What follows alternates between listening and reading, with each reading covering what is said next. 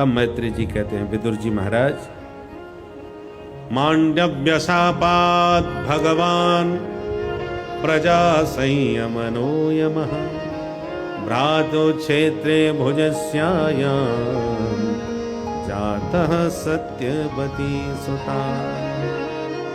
विदुर जी महाराज, आप कोई साधारण महापुरुष नहीं है, साक्षात धर्मावतार है। मांडव मुनि के शाप से आपको आज दासी पुत्र बनना पड़ा। अब यहां तो संकेत कर दिया, महाभारत में विस्तार से है कि मांडव मुनि ने शाप क्यों दिया। संक्षेप में सुन लें। एक राजा के घर चोरों ने चोरी करी। 4 चोर थे।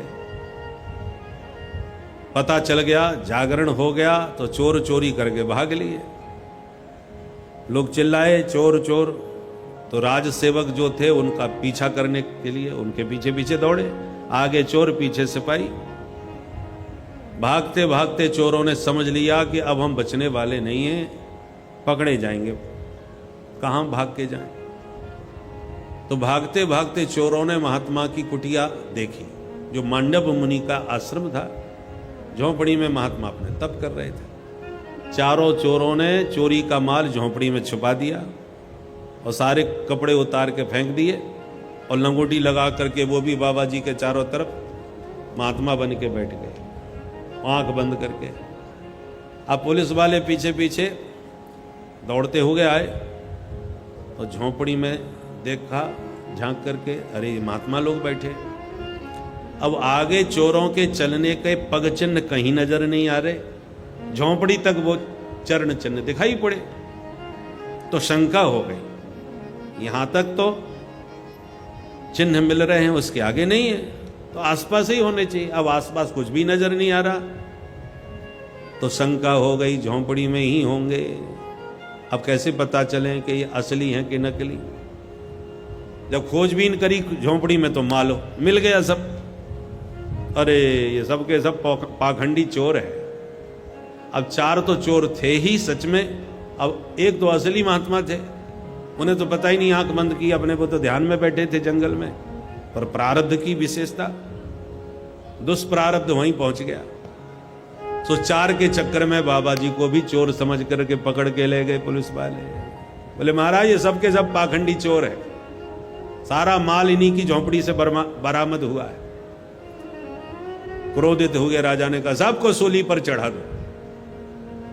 सबको चढ़ा दिया। अब 4 चोर तो सूली पर चढ़ते ही समाप्त हो गए, मर गए। और महात्मा तो महान योगी थे, मांडव्य ऋषि थे, सूली पर चढ़ करके भी मरे नहीं, सूली पर चढ़े रहे, अपने योग में स्थित योगी थे। राजा समझ गए, अरे राम राम, ये तो कोई सिद्ध संत है भाई। तुरंत सूली से नीचे उतारा गया। राजा साष्टांग चरणों में, महाराज क्षमा कीजिए, इन चोरों के चक्कर में आपको भी हमने चोर समझ लिया, सूली पर चढ़ा दिया। आप तो कोई सिद्ध संत है, मैंने आपको समझ लिया, पहचान लिया। सूली पर चढ़ के भी आपको कुछ नहीं हुआ। गलती हो गई महाराज, क्षमा करें, क्रोध न करें। महात्मा मांडव ऋषि बोले, राजन तुम पर हमें कोई क्रोध नहीं है, क्योंकि कर्म का सिद्धांत है, जो जीव पाप करेगा तो उसको परिणाम भोगना पड़ेगा।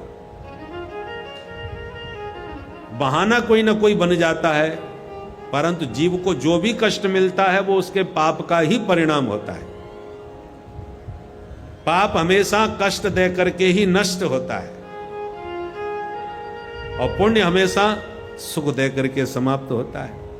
दुखे सति पापम क्षीयते, सुखे सति पुण्यम क्षीयते। सुख दे करके पुण्य क्षीण हो जाते हैं, कष्ट दे करके पाप नष्ट हो जाते हैं।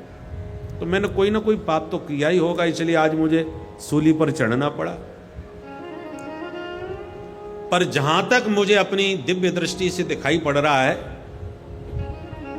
मैंने अपने होशो हवास में आज तक कोई पाप ऐसा नहीं किया जिसके कारण मुझे सूली पर चढ़ना पड़े। कोई पाप मैंने अपने स्मृति में कभी नहीं किया। फिर मुझे यह समझ में नहीं आ रहा कि सूली पर मैं क्यों लटकाया गया। राजा ने कहा हमको तो नहीं मालूम महाराज, आप त्रिकालज्ञ हो, आप ही समझो। महात्मा बोले तुमसे तो हम नहीं पूछते, ये लेखा जोखा कर्मों का धर्मराज रखते हैं, उन्हीं से पूछ के आते हैं। और योगी महात्मा सीधे धर्मराज के पास पहुंच गए। अच्छा, धर्मराज और यमराज एक के ही दो नाम है। पापियों के लिए वो यमराज बन करके दर्शन देते हैं, पुण्यात्माओं के लिए धर्मराज बन करके मिलते हैं, व्यक्ति एक ही है।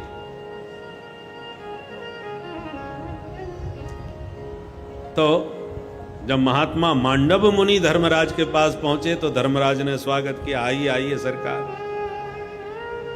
महात्मा ने कहा पहले ये बताइए कर्मों का लेखा जोखा आपके पास है? बोले बिल्कुल है।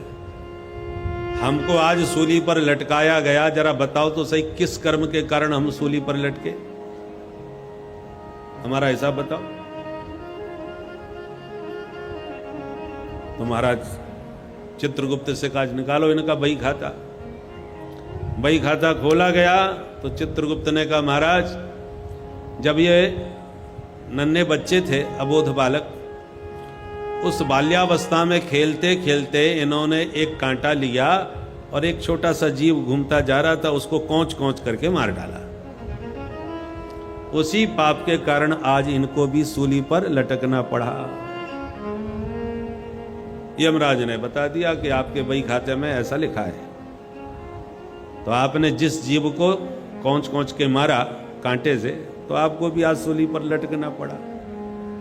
अब महात्मा का मूड भयंकर खराब। मांडव मुनि बोले एक बात बताओ, जब हमको कुछ ज्ञान ही नहीं है कि पाप क्या है, पुण्य क्या है, सुख क्या है, दुख क्या है, नन्हा बालक तो बिल्कुल परमात्मा का स्वरूप होता है, उसे कुछ ज्ञान ही नहीं है संसार का। जब मुझे पाप पुण्य का, सुख दुख का कुछ भी ज्ञान नहीं था, जो भी कुछ मैंने किया अनजाने में किया, अबोध अवस्था में किया, और उस कर्म का तुमने इतना भीषण दंड दे दिया कि हमको सूली पर लटका दिया। तुम्हें दंड देना नहीं आता?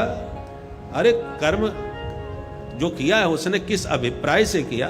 पाप की प्रवृत्ति से मैंने यदि वो उसे कष्ट दिया होता तो आप दंड देने के अधिकारी थे। आपने अबोधावस्था में किए कर्म का इतना भीषण दंड मुझे दिया, इसलिए मैं भी तुम्हें शाप देता हूं, तुम भी दासी पुत्र बन करके संसार के सुख दुख का पहले अनुभव करके आओ। महात्मा इतने खतरनाक है, महाराज धर्मराज को भी नहीं छोड़ा, जाकर के शाप दिया। वो मांडव मुनि के शाप से ही धर्मराज को आज विदुर बन करके जगत में जन्म लेना पड़ा। मांडव्य शापात भगवान प्रजा संयमनो यमः भ्रातु क्षेत्रे बुधश्यायाम जातः सत्यवती सुता। वे ही विदुर जी बन करके दासी पुत्र बन के आए। मैत्री जी कहते हैं विदुर जी, इसलिए आप साधारण महापुरुष नहीं हैं, धर्म के अवतार हैं।